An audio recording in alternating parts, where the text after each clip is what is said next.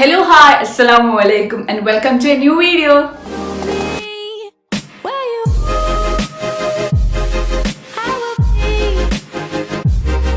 ഇനിയിപ്പോ 4 മാസമാണ് നീറ്റിന് ബാക്കിയുള്ളത് അല്ലെ. 4 months ലെഫ്റ്റ് ആയിട്ടുണ്ട്. ഈ 4 months എന്തൊക്കെ ചെയ്താലായിരിക്കും നമ്മുടെ സ്കോർ ഇംപ്രൂവ് ആവുക? ഓൾറെഡി ഞാൻ കുറെ വീഡിയോസ് ചെയ്തിട്ടുണ്ട് ഫിസിക്സിനെ കുറിച്ചും കെമിസ്ട്രിയെ കുറിച്ചും ബയോളജിനെ കുറിച്ചും. ലാസ്റ്റ് ഇയറാണ് ചെയ്തത്. പക്ഷേ ഈ കുറച്ചും കൂടെ മുന്നോട്ട് വരുമ്പോൾ കുറെ അപ്ഡേറ്റ്സ് വരുന്നുണ്ട്. അതിന്റെ കൂടെ തന്നെ കുറെ പുതിയ മെത്തേഡ്സ് ഒക്കെ വരുന്നുണ്ട് പഠിക്കാൻ വേണ്ടിയിട്ട് അല്ലെ. അപ്പൊ ഇനിയുള്ള 4 മാസം നമ്മുടെ സ്കോർ കൂട്ടാൻ വേണ്ടിയിട്ട് ഞാനൊക്കെ ചെയ്തത് മീൻസ് അവസാനത്തെ ടൈം ആകുമ്പോഴേക്ക് നമുക്ക് അത്യാവശ്യം പോർഷൻസ് ഒക്കെ കവർ ആയിട്ടുണ്ടാവും. പക്ഷെ ഒന്ന് പഠിക്കുന്നതിനനുസരിച്ച് മറ്റത് വിട്ടു പോകുന്നുണ്ടാവും. പുതിയ പുതിയ ചാപ്റ്റേഴ്സ് പഠിക്കുന്നതിനനുസരിച്ച് പണ്ട് പഠിച്ച ചാപ്റ്റേഴ്സ് ഒക്കെ വിട്ടു പോകുന്നുണ്ടാവും അല്ലെ. സോ അതൊക്കെ റെക്ടിഫൈ ചെയ്യാൻ വേണ്ടിയിട്ടും അതിലെ സ്കോർ എങ്ങനെ ഇംപ്രൂവ് ചെയ്യാൻ വേണ്ടിയിട്ടുള്ള ഒരു വീഡിയോ ആണ്. നിങ്ങൾക്ക് ഇഷ്ടപ്പെടുകയാണെങ്കിൽ നിങ്ങളുടെ ഫ്രണ്ട്സ് നീറ്റിനൊക്കെ പഠിക്കുന്ന ആൾക്കാർക്ക് ഉണ്ടെങ്കിൽ അവർക്ക് ഷെയർ ചെയ്ത് കൊടുക്കാം. 4 ഇമ്പോർട്ടന്റ് ആയിട്ടുള്ള കാര്യങ്ങൾ ഇപ്പൊ 4 മാസമാണ് ബാക്കിയുള്ളത്. ഇപ്പൊ 4 ഇമ്പോർട്ടന്റ് ആയിട്ടുള്ള കാര്യങ്ങൾ എന്താന്ന് വേണ്ടിയിട്ട് നമുക്ക് നോക്കാം. ഇതിന്റെ കൂടെ തന്നെ പറയാം, കമന്റ്സിലൊക്കെ പറഞ്ഞിട്ടുണ്ടായിരുന്നു +2ന്റെ കൂടെയാണ് പഠിക്കുന്നത്, അപ്പൊ എന്താണ് അതിന്റെ കൂടെ ചെയ്യേണ്ടതെന്നുള്ളൊരു വീഡിയോ ചെയ്യുന്നുള്ളത്.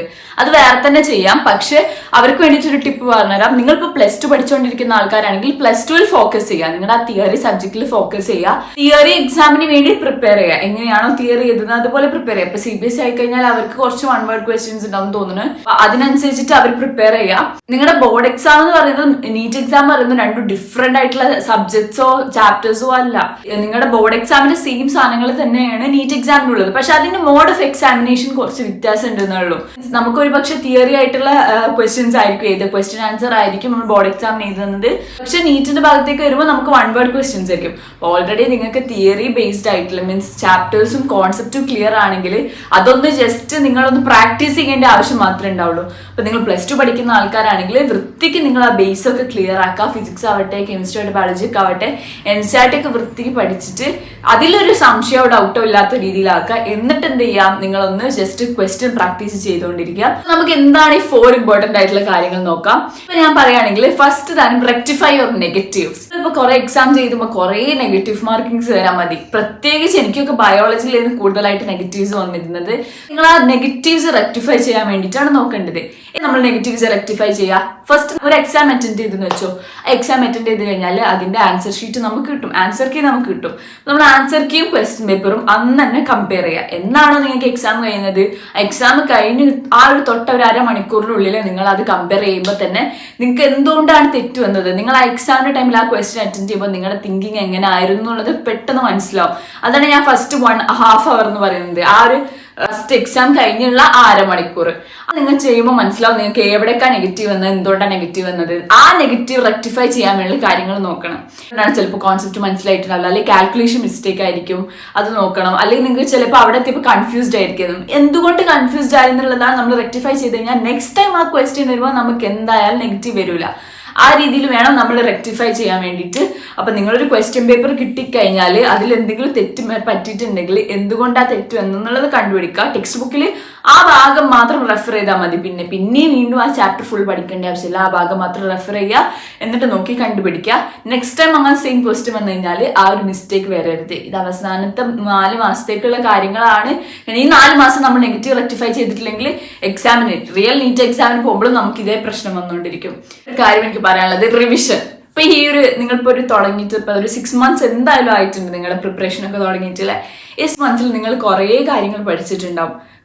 കുറെ കാര്യങ്ങൾ നിങ്ങൾ റാൻഡമായിട്ട് കുറെ സാധനങ്ങൾ പഠിച്ചിട്ടുണ്ടാവും. അല്ലെങ്കിൽ ചാപ്റ്റർ വൈസും നിങ്ങൾ ഒരു ഷെഡ്യൂൾ വെച്ച് റൂട്ടീൻ വെച്ചിട്ടൊക്കെ നിങ്ങൾ പഠിച്ചിട്ടുണ്ടാവില്ലേ.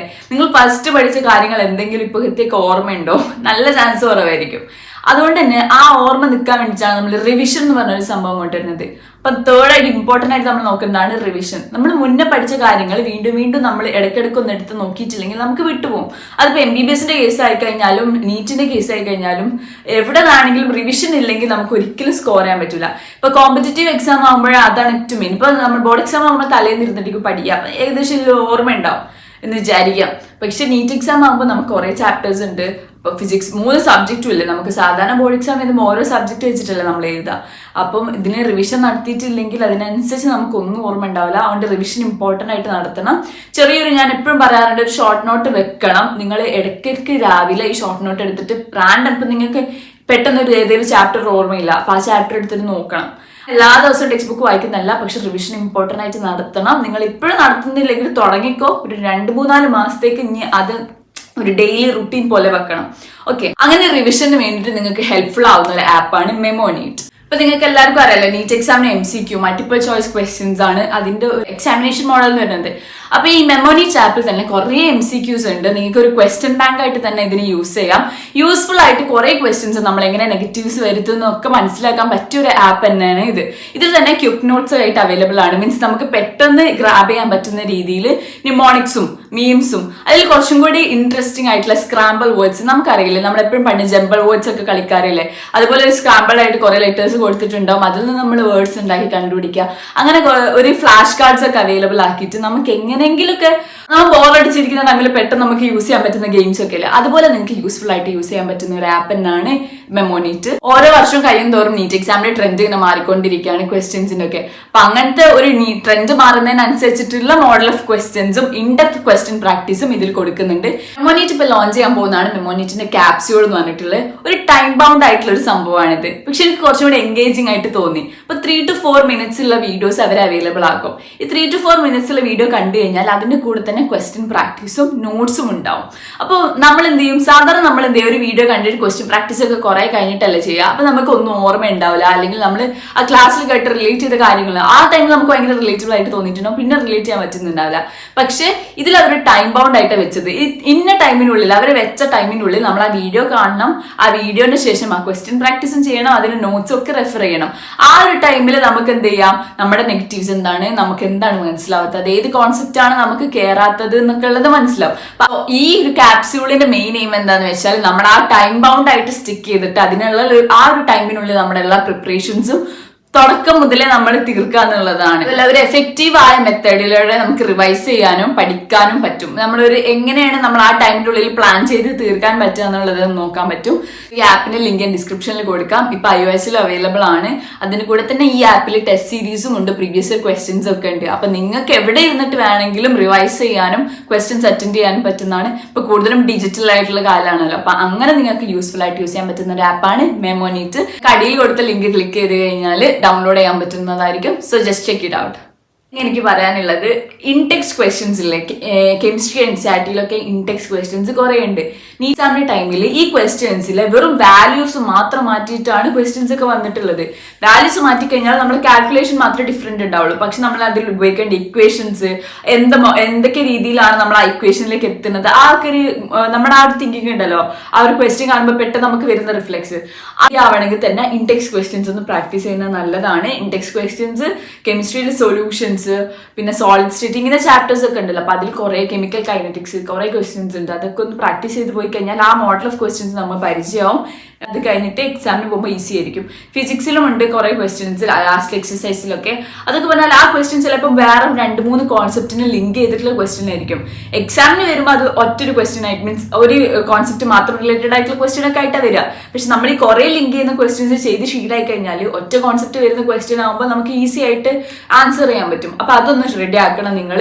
Solve in text questions. ഇനി 4th ആയിട്ട് പറയാൻ പോകുന്ന കാര്യം, ഈ ഒരു കാര്യം ഞാനും ശരിക്കും വിചാരിച്ചത് ഇതൊന്നും ഇല്ലാത്ത എക്സാമിന് നല്ല മാർക്ക് വാങ്ങിക്കാൻ പറ്റുന്നതാണ്. പക്ഷെ ഒരു റുട്ടീൻ ഇല്ലാതെ നമുക്ക് ഒരിക്കലും ഒരു കോമ്പറ്റേറ്റീവ് എക്സാം ക്രാക്ക് ചെയ്യാൻ പറ്റില്ല. ബോർഡ് എക്സാം ഒക്കെ ആകുമ്പോൾ നമ്മൾ എന്ത് ചെയ്യും, തോന്നുമ്പോൾ പഠിക്കുമ്പോൾ നല്ലോണം പഠിക്കും, അല്ലാത്ത ടൈം റെസ്റ്റ് എടുക്കും അല്ലേ. പക്ഷെ ഈ നീറ്റ് എക്സാമിന് അല്ലെങ്കിൽ കോമ്പറ്റേറ്റീവ് ആയിട്ടുള്ള ഏത് എക്സാം ആവട്ടെ, ഒരു റുട്ടീൻ ക്രിയേറ്റ് ചെയ്തിട്ടില്ലെങ്കിൽ നമുക്ക് ഒരിക്കലും അത്രയും വാസ്റ്റ് ആയിട്ടുള്ള ചാപ്റ്റേഴ്സ് നമുക്ക് പഠിച്ചു തീർക്കാൻ പറ്റൂല. ഞാൻ പറയാം, ഇതുവരെ റുട്ടീൻ ഇല്ലാത്ത ആൾക്കാരാണെങ്കിൽ നിങ്ങൾ പുതിയൊരു റുട്ടീൻ ഉണ്ടാക്കണം. മീൻസ് എങ്ങനെ രാവിലെ ഈ സമയത്ത് തന്നെ എണീക്കാം, രാത്രി ഈ സമയത്ത് തന്നെ ഉറങ്ങാം, അതിനുള്ളിൽ നിങ്ങൾ വിചാരിക്കുന്ന ചാപ്റ്റേഴ്സ് തീർക്കാം. നിങ്ങളിപ്പോൾ ഒരു ഫിസിക്സ് രാവിലെയാണ് പഠിക്കുന്നത് വെച്ചാൽ എല്ലാ ദിവസവും രാവിലെ ഫിസിക്സ് പഠിച്ചു കഴിഞ്ഞാൽ കുറച്ചും കൂടി നമ്മുടെ ബ്രെയിന് ഗ്രാസ്പ് ചെയ്യാൻ നല്ല സുഖമായിരിക്കും. റുട്ടീൻ ഓൾറെഡി ഉള്ള ആൾക്കാരാണെങ്കിൽ നിങ്ങൾ മാറ്റൊന്നും വേണ്ട. നിങ്ങൾ എക്സാം കഴിയുന്ന വരെ നിങ്ങൾ ആ റുട്ടീൻ തന്നെ മെയിൻറ്റെയിൻ ചെയ്തു പോവുക. റുട്ടീൻ ഇല്ലാത്ത ആൾക്കാരാണെങ്കിൽ you should create a routine till NEET examination. പറയാൻ മെയിൻ ആയിട്ടുള്ള കാര്യം, നമുക്ക് ഒരു പഠിച്ച കാര്യങ്ങൾ റിവൈസ് ചെയ്യാനുള്ള സമയം വേണം, ക്വസ്റ്റ്യൻ പ്രാക്ടീസ് ചെയ്യാനുള്ള സമയം വേണം, അതിന് കൂടെ തന്നെ മോഡൽ എക്സാം മോക്ക് ടെസ്റ്റ് ചെയ്താനുള്ള സമയം വേണ്ടി വരും. Please do create a routine. എന്നിട്ട് അതെന്ത് ചെയ്യുക, 4 months നിങ്ങൾ മെയിൻറ്റെയിൻ ചെയ്തു പോയാൽ നല്ല റിസൾട്ട് ഉണ്ടാവും. ഞാൻ പറയുന്നതാണെങ്കിൽ നിങ്ങൾ റുട്ടീനൊക്കെ ഉണ്ടാക്കിയിട്ട് നിങ്ങൾ അതിനനുസരിച്ച് പഠിച്ചു പോകണം, നല്ല റിസൾട്ട് ഉണ്ടാവും. എന്നാൽ എനിക്കറിയാം, ഞാൻ റുട്ടീൻ ഇല്ലാതെ പഠിച്ചപ്പോൾ കിട്ടിയ മാർക്കും റുട്ടീൻ ഉണ്ടാക്കി പഠിച്ചപ്പോഴുള്ള മാർക്കും നല്ല ഡിഫറൻസ് ഉണ്ട്. റുട്ടീൻ ഇല്ലാതെ തോന്നുമ്പോൾ പഠിച്ച് മൂടുള്ളപ്പോൾ മാത്രം മോക്ക് ടെസ്റ്റ് എഴുതി എക്സാംസ് എഴുതി കിട്ടിയിട്ടുള്ള മാർക്ക് എന്ന് പറഞ്ഞാൽ 500 എമൗണ്ട് ഉണ്ടായിരുന്നു. പക്ഷെ ആ 600 ക്രോസ് ചെയ്യാൻ വേണ്ടിയിട്ട് 600 ക്രോസ് ചെയ്തൊരു ഗവൺമെന്റ് കോളേജിൽ പഠിക്കാൻ വേണ്ടിയിട്ടുള്ള മാർക്ക് കിട്ടണമെങ്കിൽ എന്തായാലും നല്ലൊരു റുട്ടീൻ കീപ്പ് ചെയ്യണം. പ്രത്യേകിച്ച് ആവറേജ് സ്റ്റുഡൻസിന് ഒന്ന് ഗവൺമെന്റ് കോളേജിൽ കയറണമെങ്കിൽ നിങ്ങൾ റുട്ടീൻ തന്നെ ക്രിയേറ്റ് ചെയ്യണം. എല്ലാവർക്കും ഇനി കൂടുതൽ അപ്ഡേറ്റ്സ് ഒക്കെ ആയിട്ട് വരാം നീറ്റിനെ കുറിച്ചുള്ള. Thank you so much for watching this video and by.